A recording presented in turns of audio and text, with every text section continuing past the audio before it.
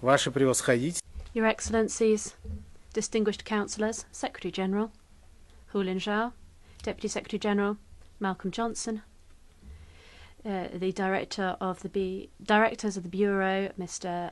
Rancy, Mr. Chesobli, and Mr. Sanu. Dear friends, as you'll be aware, this council session concludes a very important period for the ITU between two plenipotentiary conferences. This also reaffirms it's also underlined by the fact that a number of ministers, ambassadors, deputy ministers and other high-ranking officials who participated in the Council, and also the large number of receptions that we had over these past 9 days, which we enjoyed. We had a large number of items to consider. We had a report on the strategic plan, the operational plans. We had a report of the CWG ITRs. We discussed our regional presence, the role of the ITU in strengthening international e-security. We discussed gender issues, and all of this was complicated. Every single one of these items required a collective, first and foremost, and cumulative, universal approach and consideration. We needed to think of our approach to this on a planetary scale so that we could find a consensus. I believe that in a number of items, I had a prepared speech, but I'll just change over to English so as to explain my feedback with regard to what the Council has been doing and my personal experience, so to say. To be brief, and I will have a lot of citings in my speech so that they should be easily translated from English to other languages. The ITRs and the Internet issues that we've been discussing for 6 years now, since 2012 and the creation of the group for ITR and Internet, they're in a way becoming obsolete. Not in the sense that we don't need ITR. I'm a strong believer that we need a universal document in order to stick to the one for everybody.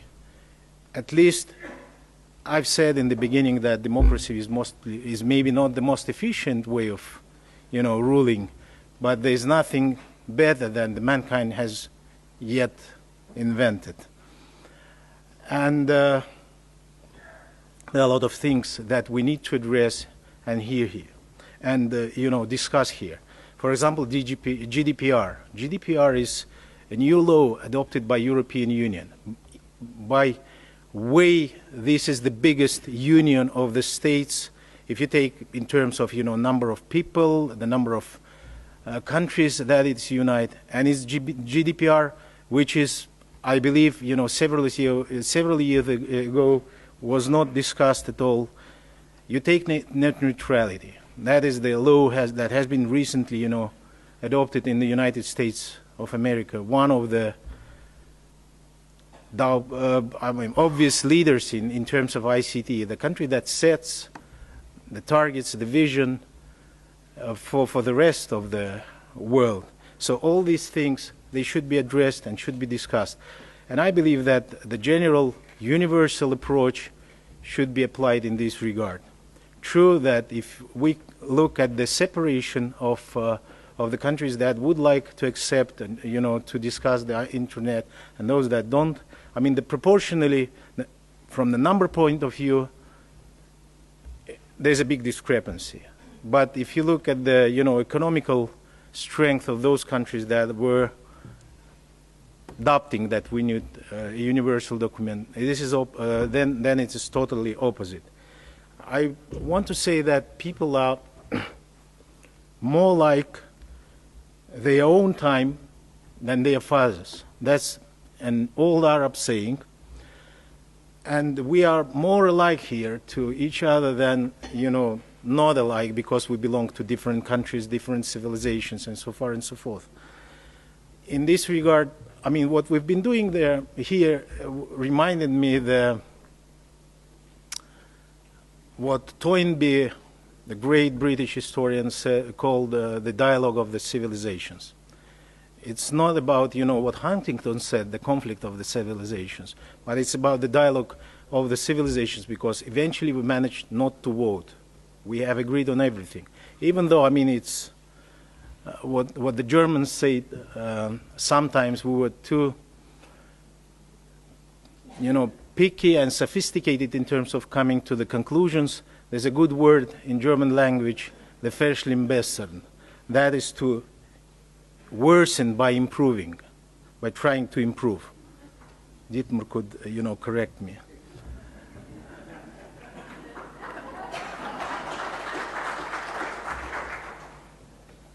So maybe in this regard, just because of this constellation of different views, civilizations, countries, continents, and so forth, we shouldn't come to big conclusions. But in Japanese culture, we have a word which is called kaizen. Kaizen is a small steps towards daily, hourly improving of the very important matters. And this is, I think, that we should be focused on. I mean, this is where we can find the consensus eventually. The consensus in regards to the big things. Now, turning back to internet, it is a paradox, but there's a book, fundamental book for all internet and IT and coders, which I used to be through all my life, the telecommunication and, software engineer, that of Richard Barbrook about the internet and the dawn of internet and then the development of internet. And it is said that he said that the only working model of communism in the history of mankind has been created at heights of Cold War with the money of the American military. And this is how it looks. You could imagine, we don't have such tension here, but at that time, it was the brutal, confrontation between two worlds, and something appeared that in the future united the whole mankind. Because internet eventually is, as invention, as a creation, is something that could be matched to what Gutenberg, invented, the printing. And the impact to the mankind is even bigger. So, we maybe shouldn't discuss the things that we have different approaches, but in the matter that this is the universal thing that has been created, we should address and and really deal with this. There's a Chinese saying. It is in a way Chinese, has a curse that may you live in the interesting times, or may you live in the times of the changes. And so we do. We are living in the times of changes. We're talking about the digital revolution and the shift to new industrial order and so far and so forth. We Russians, one of our poets said once that blessed are they who sojourn here in this world's fateful hours. That might contradict to each other, but through this dialogue, through the perception of the reality and the current, shift that the mankind is going to undertake, and is already undertaking, it's all outside. The business is doing it already. We need to address our problems and maybe lift up the issues from true very important for us, but maybe we should go through the issues like, new building or whatever faster in order to discuss more vital and important stuff. Internet is also,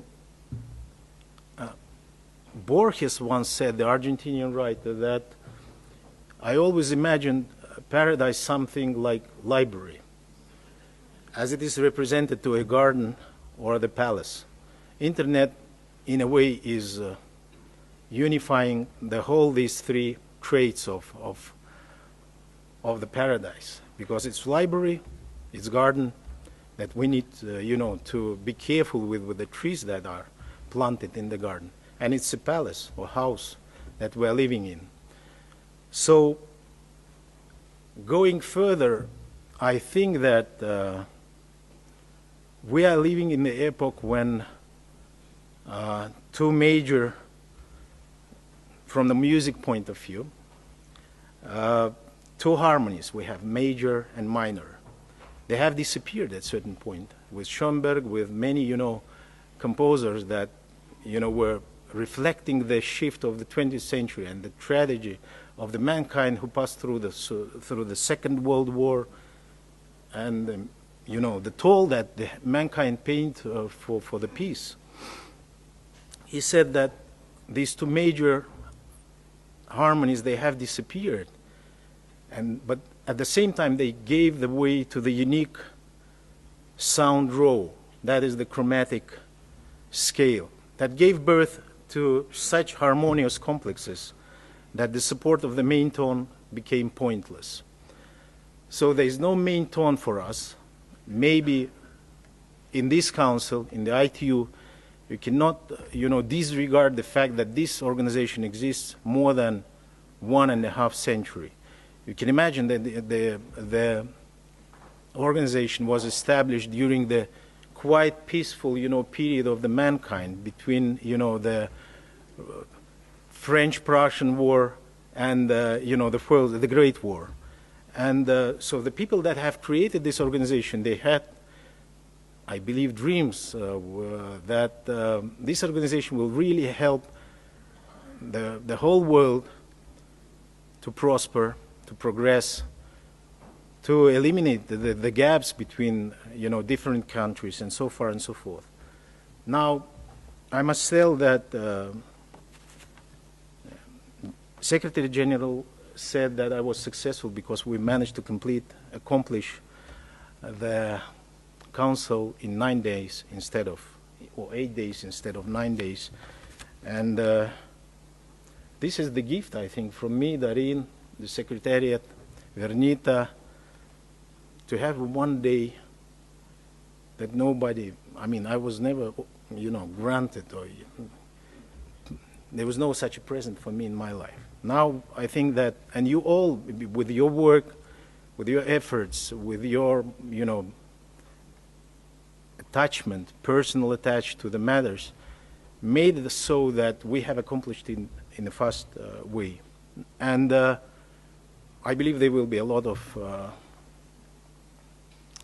appreciations towards me or Secretariat, but I can tell you that no man is an island, and every man is a piece of continent.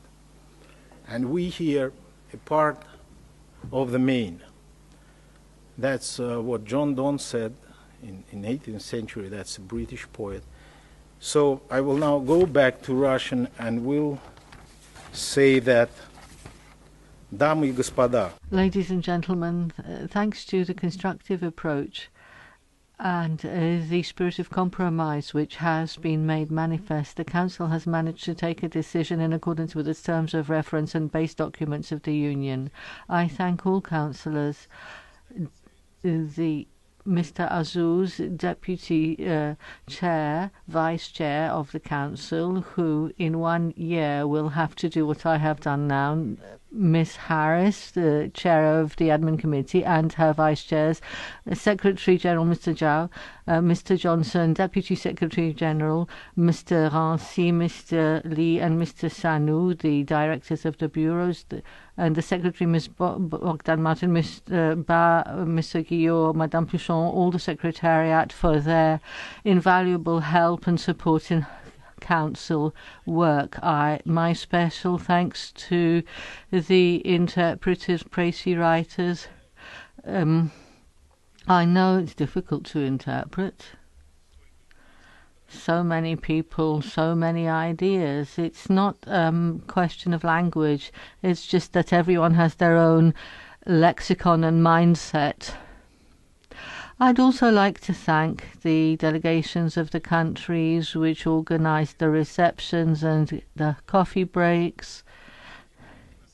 The coffee breaks and the receptions are very important, in fact, because they provide an informal setting for discussion of many issues, so that those knots which have been tied up in plenary or in the admin committee meetings can be untied and untangled. So now I shall close the meeting on that note, and I hope to see you all at our final meeting on the 26th October this year in Dubai. Thank you.